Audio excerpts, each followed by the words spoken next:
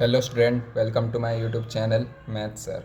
तो स्टूडेंट, आज की वीडियो में हम करने वाले हैं क्लास 10th की एनसीईआरटी का चैप्टर नंबर 8 एक्सरसाइज 8.1 का क्वेश्चन नंबर 5।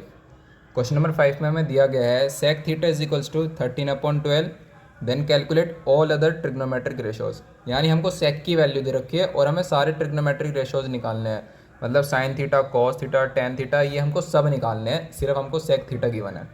तो चलिए स्टूडेंट, अब हम स्टार्ट करते हैं। ये क्वेश्चन कैसे करेंगे।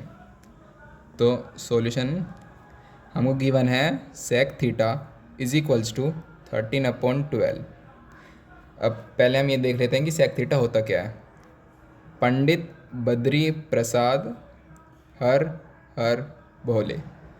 तो ये साइन थीटा की वैल्यू, ये कॉस थीटा की वैल्यू, ये टेन थीटा। अगर हम नीचे से पढ़ेंगे तो ये कॉट थीटा, ये सेक थीटा एंड ये कोसेक थीटा।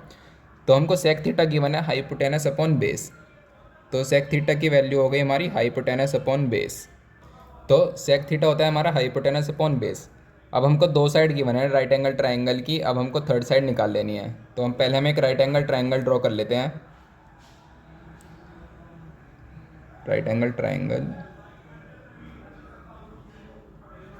ए बी सी, बी पे राइट एंगल है। अब हमको एक थीटा दे रखा है, हम थीटा एंगल ए पे लेट कर लेते हैं। हम सी पे भी लेट कर सकते थे, लेकिन मैंने ए पर लेट करा है। अब हमको हाइपोटेनस गिवन है 13 एंड बेस गिवन है 12। अब हम थर्ड साइड निकाल लेते हैं B C. Applying Pythagoras theorem, applying Pythagoras applying Pythagoras theorem in triangle A B C. तो अब स्टूडेंट देखते हैं पाइथागोरस थ्योरम अप्लाई करके क्या आता है। A C square is equals to A B square plus B C square. A C की value 13 यानी 13 का स्क्वायर इज इक्वल टू 12 का स्क्वायर प्लस बी सी का स्क्वायर। 13 का स्क्वायर 169 इज इक्वल्स टू 12 का square 144 plus B C square. 169 minus 144 is equals to B C square. B C square is equals to 25, B C is equals to √25 and B C is equals to 5। तो student हमारी B C की value भी निकल सकती है, निकल चुकी है 5। अब हमको सारे ट्रिग्नोमेट्रिक रेशोज निकालने हैं। तो हम पहले लिख लेते हैं क्या क्या होते हैं हमारे सारे trigonometric ratios. Sine theta,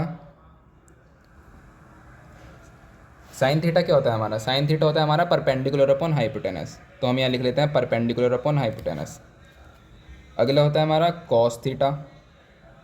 cos theta क्या होता है हमारा बेस अपॉन हाइपोटेनस। तो हम यहाँ लिख लेते हैं बेस अपॉन हाइपोटेनस। नेक्स्ट होता है हमारा tan theta. Tan theta, tan theta होता है हमारा परपेंडिकुलर अपॉन बेस। तो हम यहाँ लिख लेते हैं परपेंडिकुलर अपॉन बेस। नेक्स्ट होता है हमारा कोसेक थीटा। कोसेक थीटा होता है हमारा साइन थीटा का अपोजिट, और हम यहाँ से भी कह सकते हैं कोसेक थीटा ये होता है हमारा हाइपोटेनस अपॉन परपेंडिकुलर। यानी कोसेक थीटा होता है हमारा हाइपोटेनस अपॉन परपेंडिकुलर। अब हमको सेक थीटा की वैल्यू तो गिवन थी क्वेश्चन में 13/12। अब लास्ट बचा हमारा कॉट थीटा। कॉट थीटा होता है हमारा बेस अपॉन परपेंडिकुलर, ये होता है हमारा कॉट थीटा। साइन थीटा होता है हमारा परपेंडिकुलर अपॉन हाइपोटेनस। परपेंडिकुलर क्या है हमारा ट्राइंगल में, परपेंडिकुलर हमारा B C upon hypotenuse, hypotenuse है हमारा ए सी। यानी साइन थीटा की वैल्यू आ गई हमारी 5/13। इसी तरीके से हम cos theta, tan theta, cosec theta और कॉट थीटा की वैल्यू लिख लेंगे। कॉस थीटा था हमारा बेस अपॉन हाइपोटेनस। बेस क्या था हमारा ए बी एंड हाइपोटेनस था हमारा ए सी। यानी 12, ए बी हमारा 12 और हाइपोटेनस 13। कॉस थीटा की वैल्यू आ गई हमारे पास 12/13। Next tan theta. Tan theta है हमारा परपेंडिकुलर अपॉन बेस। परपेंडिकुलर क्या है हमारा बी सी एंड बेस क्या है ए बी। तो बी सी की वैल्यू है हमारे पास 5 एंड ए बी की वैल्यू है हमारे पास 12। Next cosec theta. Cosec theta था हमारा हाइपोटेनस अपॉन परपेंडिकुलर, हाइपोटेनस था हमारा AC एंड परपेंडिकुलर था BC, hypotenuse AC and perpendicular BC। तो AC था हमारा 13 एंड BC था हमारा 5, तो कोसेक थीटा की वैल्यू आ गई 13/5। Next cot theta, cot theta हमारा होता है बेस अपॉन परपेंडिकुलर, बेस क्या है हमारा AB एंड परपेंडिकुलर क्या है हमारा BC, तो यानी कॉट थीटा की वैल्यू आ गई हमारे पास 12/5।